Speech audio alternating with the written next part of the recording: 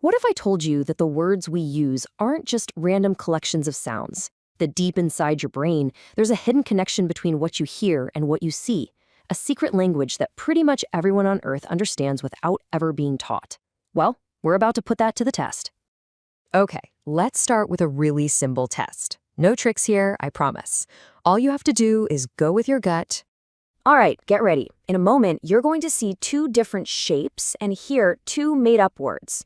Your job is to decide which shape is Bouba and which one is Kiki.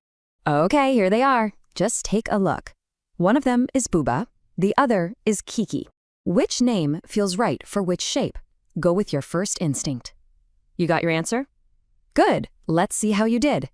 Now, you might think your choice was just a random guess, a 50-50 shot. But what if I told you it almost certainly wasn't? You've just experienced a really fascinating psychological phenomenon. So let me take a wild guess. Did you look at that sharp, spiky shape and think, yep, that's Kiki? And did you decide that the soft, curvy, cloud-like shape just had to be Bouba? If you did, well, you are definitely not alone. In fact, you're in an overwhelming majority.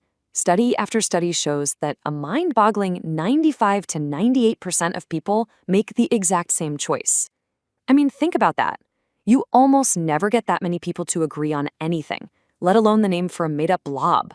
And this isn't just a fun party trick. It has a name, the Bouba/Kiki effect. It's the idea that our brains have this built-in tendency to connect certain sounds with certain shapes, and that this connection is anything but random. Okay, so this is where it gets really interesting. How far does this go? Is it just a weird quirk for English speakers? Or is it something much more fundamental, something that's baked into the human brain? Well, scientists have been curious about this for a long time. It was first noticed way back in 1924. Then in 1929, it was popularized with the words taquet and maluma, and I bet you can guess which one was spiky. Then in 2001, researchers tested Bouba and Kiki and got that crazy 95 to 98% agreement. And just recently, in 2022, a huge study confirmed the effect holds up across 25 different languages. And the range is just stunning. It works on American college kids, sure, but it also works on Tamil speakers in India.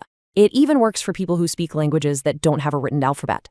And get this, it seems to be innate. Toddlers as young as 2.5 show the same bias. Even 4-month-old infants prefer to look at the round shape when they hear Bouba. That means it's probably hardwired into us before we even properly learn to talk. But it's not a perfect 100%. Nothing in science ever is. The effect is much weaker for people who have been blind since birth when they feel the shapes with their hands instead of seeing them. And while it's strong in most languages, there are a few exceptions like Mandarin, Turkish, and Romanian where the effect is a little less consistent. Researchers are still trying to figure out exactly why. So this leads us to the big question, right? Why? What is going on in our brains that makes nearly everyone on the planet agree that one shape is Kiki and the other is Bouba? Well, scientists have a few really compelling theories. The first theory is my favorite because it's so intuitive. Just try it. Say Bouba out loud. Boo-ba. Feel how your lips make a round, soft shape? Now say Kiki. Ki-ki. Feel that sharp, angular movement your tongue makes against the roof of your mouth? Your mouth is literally mimicking the shapes as you say the words. Okay, theory number 2 is about the actual sound waves. The hard consonant in Kiki, that k sound, is acoustically sharp. It's an abrupt burst of sound. But the ba in Bouba is what's called a voiced labial. It's much softer. It resonates. Our brain hears a sharp sound and instinctively matches it to the visually sharp object. And then there are other, even more creative theories. One has to do with basic physics. A round Bouba object would make a lower-pitched thud if you bounced it. Another fascinating possibility is something called ideesthesia, which is basically the idea that we can sense ideas. So the abstract concept of spikiness might actually trigger a sensory experience that feels like the sound Kiki. This is so much more than just a cool brain teaser. The Bouba/Kiki effect actually challenges a really fundamental belief about how human language works, and the implications are, well, they're kind of huge. For a very long time, the dominant idea in linguistics was that the link between a word and its meaning is totally arbitrary.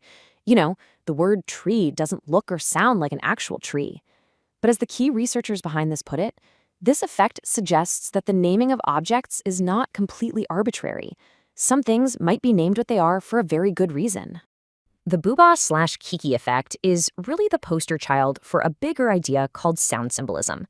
It's this concept that sounds themselves can carry inherent meaning, that they can feel rough or smooth or sharp or small all on their own.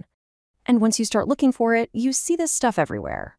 People around the world tend to associate a trilled R sound with roughness. The L sound often gets linked with smoothness. Think about the sound of pain. Ow, A. It often has that open ah sound.